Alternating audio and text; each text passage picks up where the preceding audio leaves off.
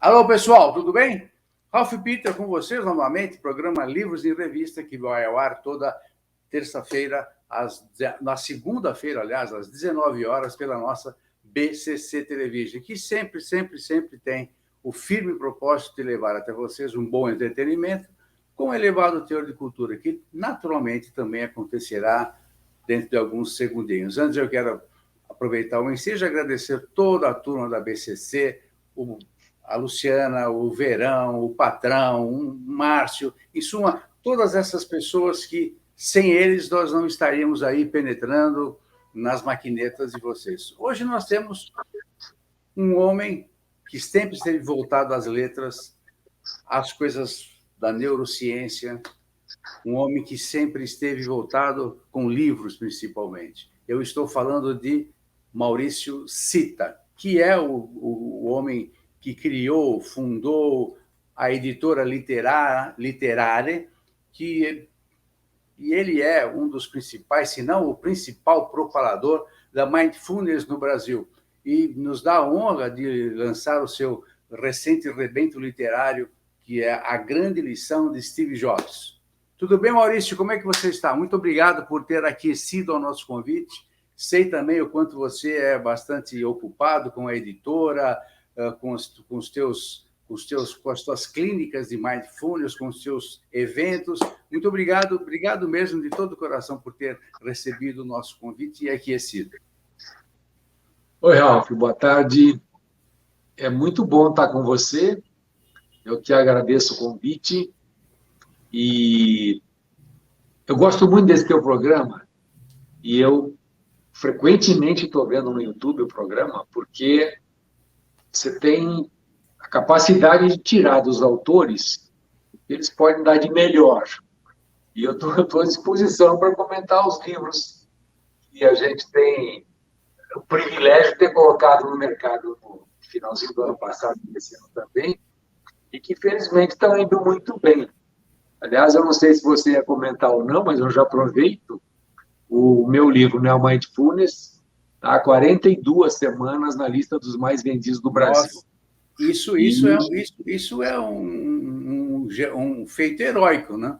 Porque ficar 42 semanas numa lista dos mais vendidos é fantástico, simplesmente fantástico. Está de parabéns. Eu gosto muito.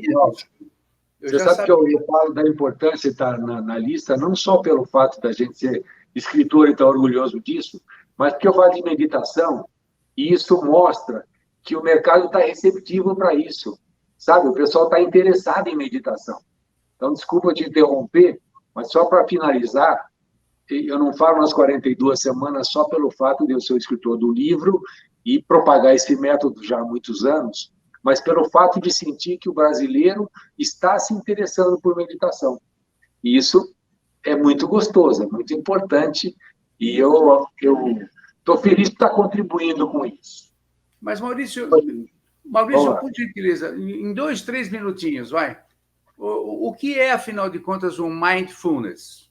Se eu estou falando corretamente, é mindfulness, né? Sim, é mindfulness. O Buda nem imaginou, há mais de 2000 anos, que quando ele criasse toda uma filosofia, que alguém ia chamar isso de mindfulness, né? Mas o Buda já dizia o seguinte, 2 dias que não existem. Aliás, o Dalai Lama também vem falando isso ao longo da vida dele, e ele fala em função do que o Buda dizia, né? 2 dias que não existem. O ontem e o amanhã. O que existe é o hoje. A gente diz em Mindfulness que o que existe é o aqui e agora.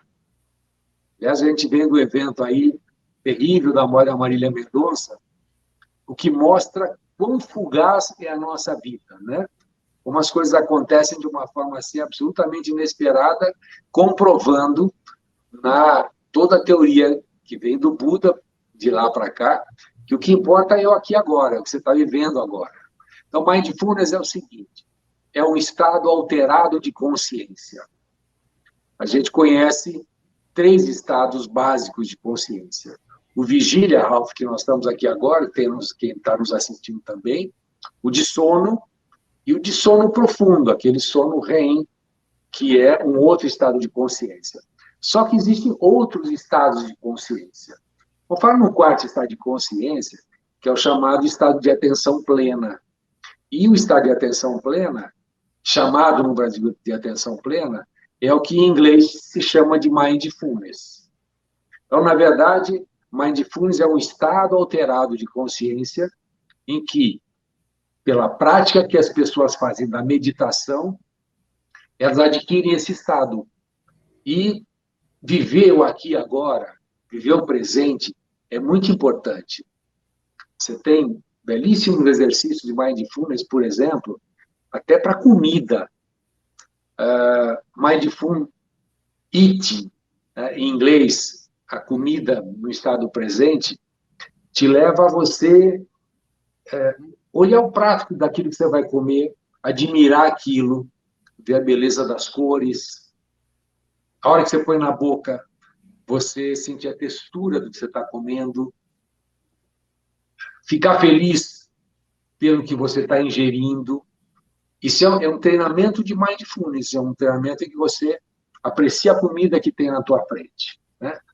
Eu sou autor do único artigo, mais ou menos científico, sobre mindful sex. O sexo, ele tem uma outra dimensão a hora que você pratica estando presente naquilo que você está fazendo. Pode ser aquela situação que é quase uma piadinha, de que o casal está transando, por exemplo, e a mulher olha, vê o lustre sujo e fala, nossa, essa empregada não limpou o lustre. Ela não está presente naquilo ali, né? O mindful sex é o sexo praticado com consciência. Você está ali naquele momento. Esse tema é muito pesquisado em universidades, em várias universidades do mundo inteiro, e no Brasil não se valorizou isso. Eu escrevi esse primeiro capítulo, que está publicado no grande livro do Amor e do Sexo, já tem uns 4 ou 5 anos, e ainda o Mindful Sex não está sendo propagado no mercado. Então, Mindfulness é isso, é você se preparar para viver o aqui, agora. Você está presente naquilo que você está fazendo. Legal. Maurício, mas fala, porque ao pé da letra, pelo menos a tradução que eu estou vendo aqui é mindful, que é mente vazia, ao pé da letra, seria isso?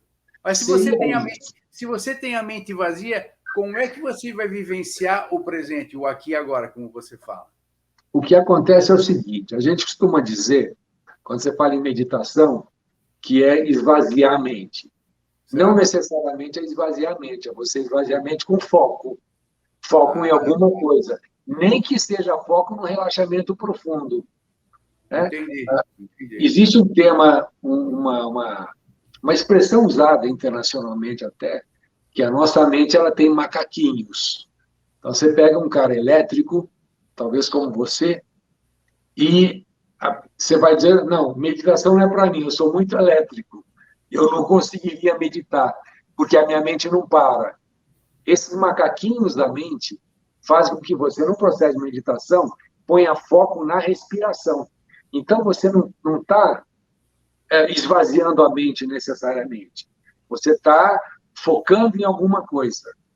Vou te dar um exemplo.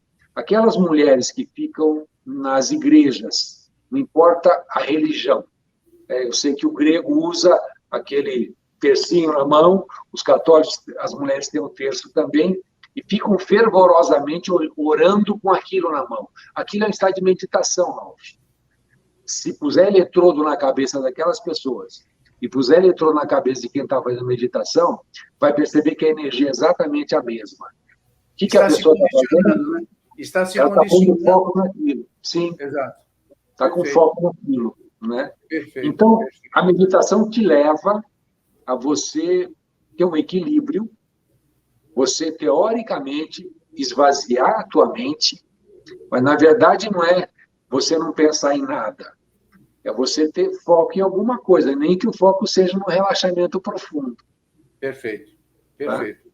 Valeu, puxa vida. Essa foi boa. Estava fora do contexto e está ótimo. Perfeito. Escuta, vamos falar rápida. Antes a gente falar rapidamente do teu novo livro aí, a grande lição de Steve Jobs. Eu quero agradecer também enfaticamente a Maria Estela Guedes, que através do seu site www.com, situado em Portugal, Lisboa, nos insere em todo o universo lusófono. Meu caro, vamos falar do teu livro. O que a gente encontra nesse teu livro e o que te motivou a escrever esse livro sobre o livro é sobre o Steve Jobs ou sobre a orientação dele das coisas que ele fez? E dá uma explicadinha para a gente. Tá. Eu pus até na contracapa do livro o seguinte, mais um livro sobre Steve Jobs, e eu completo, né, essa pergunta, porque tem muitos livros sobre Steve Jobs, né? E eu respondo ali o seguinte, que eu não escreveria apenas mais um livro sobre Steve Jobs. O livro é sobre ele, mas é sobre as grandes lições dele. E eu entendi, Ralph, que a soma das grandes lições do Steve Jobs é uma grande lição, né? Então, ele deu uma grande lição, que é a somatória das pequenas lições que ele foi mostrando ao longo da vida, foi passando para a gente ao longo da vida. Então, não é mais um livro apenas, é um livro em que está focado na atitude dele, nas práticas de gestão dele, de liderança, na obstinação que ele tinha por criatividade e inovação, nos altos e baixos da vida dele. Esse cara teve o privilégio de ser demitido da empresa que ele criou.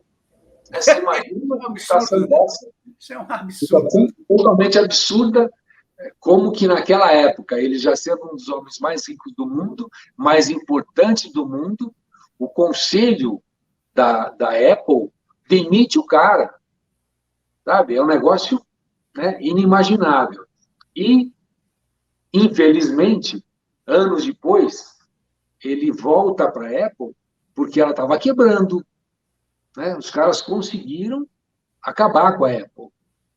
E o Steve dizia o seguinte, essa empresa, do jeito que está caminhando, não dura entre 90 e 180 dias.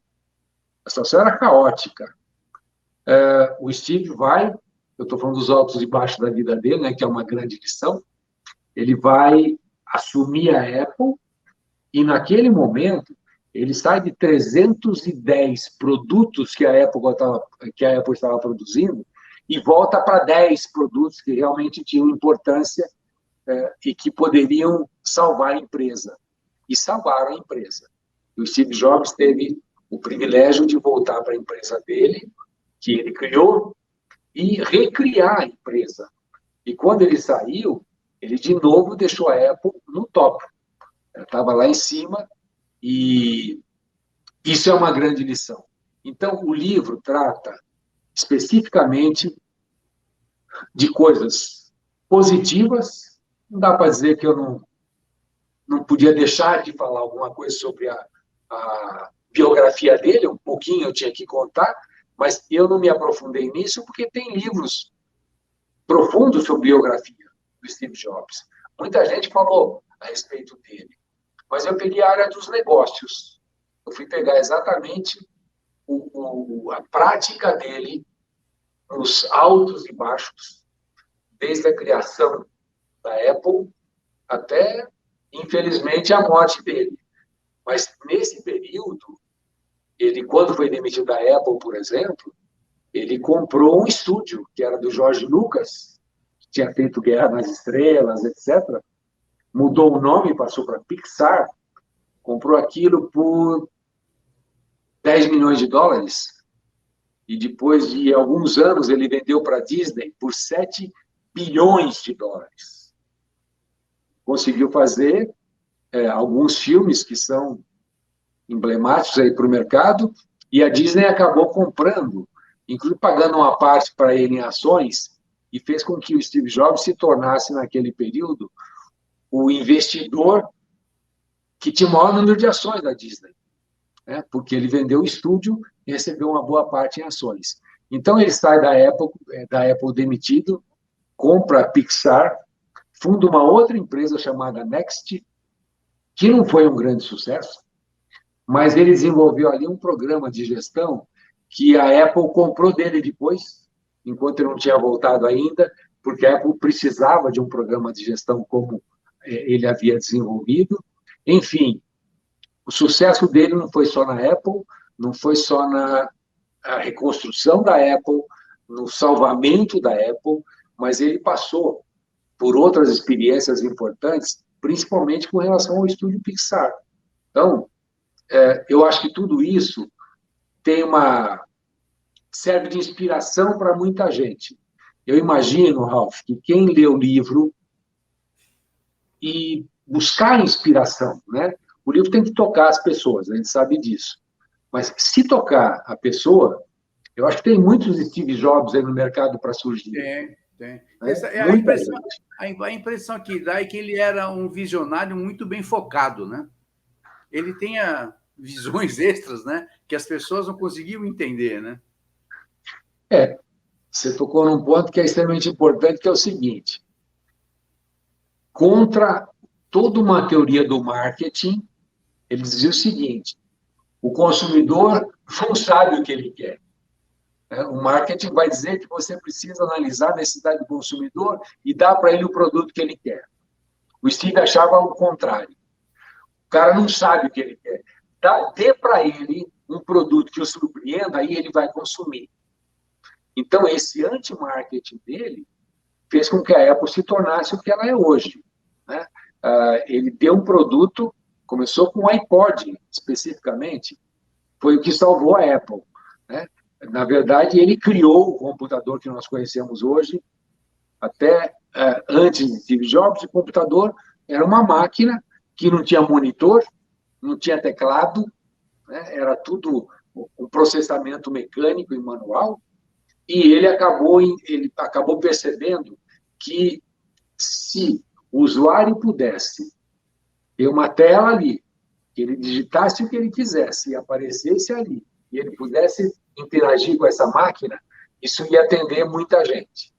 Ele tinha certeza de que o produto seria um absoluto sucesso. Então, ele criou isso. E a Apple foi se desenvolvendo. Mas a Apple cresceu, a Apple explodiu com o iPod.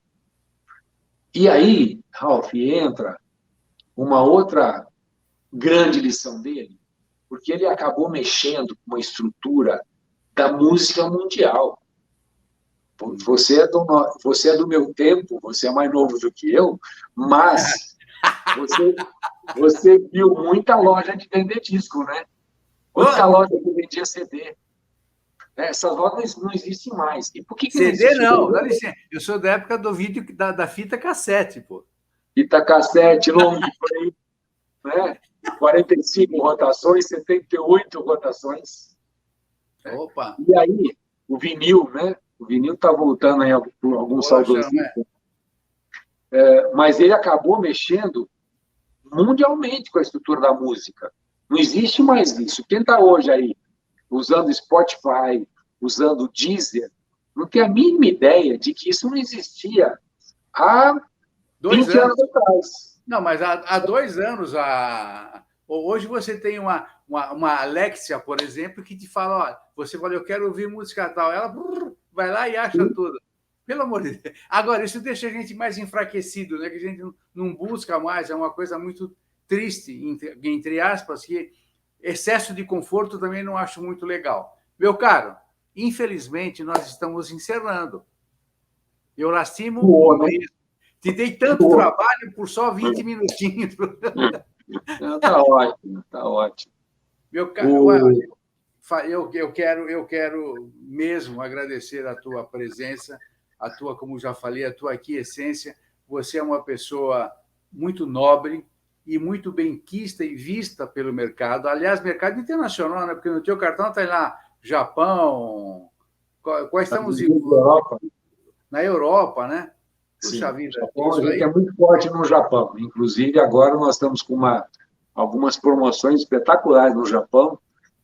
O que está sendo interessante é que alguns autores nossos que são escritores estão indo palestrar no Japão em função dos nossos livros. Nossa. A gente está abrindo mercado no Japão para escritor nosso. São vários já. Olha então, que legal. Mais uma vez, meus parabéns, e nós todos desejamos que o teu sucesso continue, que fique bastante firme, sólido, porque assim é o que você nos representa e o que o Brasil precisa, de uma boa representatividade igual à tua. Muito sóbrio, honesto principalmente, que você não tem a menor pecha, que eu nunca ouvi nenhuma mácula a teu respeito, que é diferente dos demais, infelizmente. Meu caro, mais uma vez, muitíssimo obrigado e queiram todas as forças do universo, as benfazejas principalmente, que você assim continue, bastante fluido, prolífico e que estoure por aí e eleve o nome do nosso Brasil a todos os 4 cantos do universo. Obrigado, Ralf. E eu quero mais uma vez parabenizar você por todos esses anos em que você está trabalhando pela difusão do livro. Já obrigado são 15, já vai para 15. É que a gente tinha cabelo preto, né? Não, eu tinha cabelo, inclusive. Tchau, obrigado. Felicidade. Tchau. Pessoal, nós conversamos com esse homem maravilhoso, o homem das letras, que fundou e leva avante para o mundo todo, como vocês acabaram de ver, a editora Literare, Maurício Sita, que é uma pessoa, infelizmente, do meu convívio há muito tempo, já é a segunda ou terceira vez que ele comparece ao programa, e sempre tem bom conteúdo, que é o que sempre a gente busca. Pessoal, muito obrigado pela presença, amizade, e até a próxima semana. Tchau.